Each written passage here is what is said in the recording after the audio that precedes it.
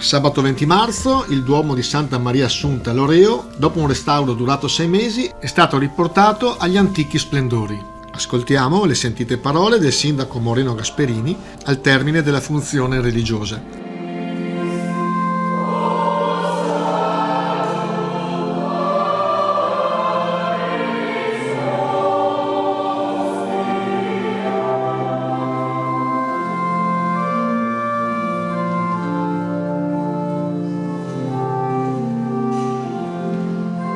Grazie della presenza di Sua Eccellenza, il nostro Vescovo e del Vicario, Monsignor Francesco Zenna.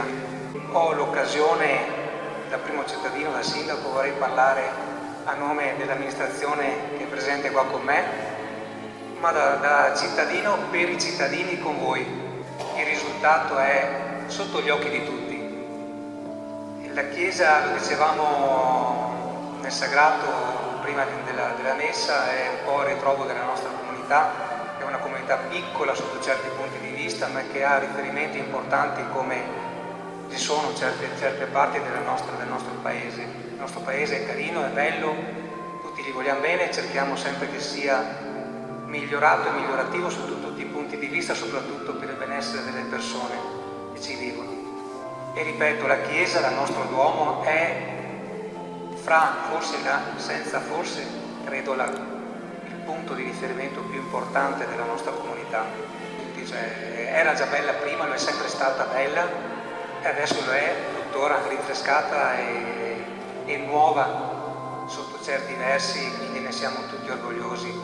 Devo ringraziare anche l'architetto Stoppa che mi diceva prima che ha seguito tutti i lavori, e non dobbiamo mai dimenticare, come giustamente all'inizio ha sottolineato Don Angelo, che la forza anche economica di chi ci ha dato una mano non è cosa da poco, perché la famiglia Visentini ancora c'è stata, ho sentito che c'è ancora la fondazione Cassa di risparmio di Padova e Rovigo, e la CEI che comunque sta mettendo del suo, oltre a quello che poi ci sarà ancora da investire. Quindi ne sono orgoglioso io, ma vorrei dire orgoglio da cittadino di Loreo.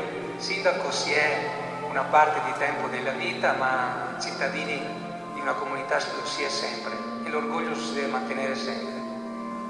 Il lume che ha acceso la nostra Madonna, Sua Eccellenza, è un altro grande simbolo, e penso e spero e credo che pian piano ripartiamo.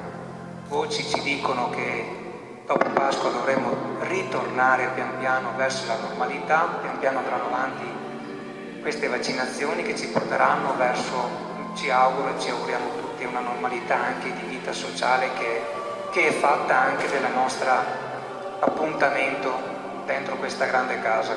Vi ringrazio tutti, vorrei anche ringraziare il coro, perché Francesco dà sempre quel tono solenne alla liturgia, alla messa e agli eventi che voi accompagnate con la vostra graziosa voce. Grazie a tutti voi e grazie ancora da cittadino a tutti quelli che hanno partecipato a questo grande restauro. Grazie, se posso permettermi di chiedere un applauso.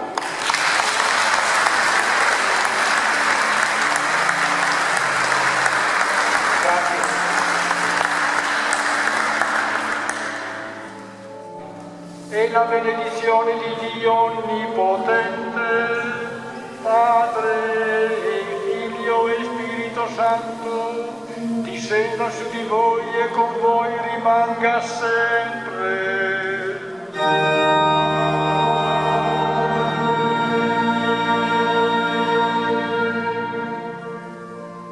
La messa è finita, andiamo in pace.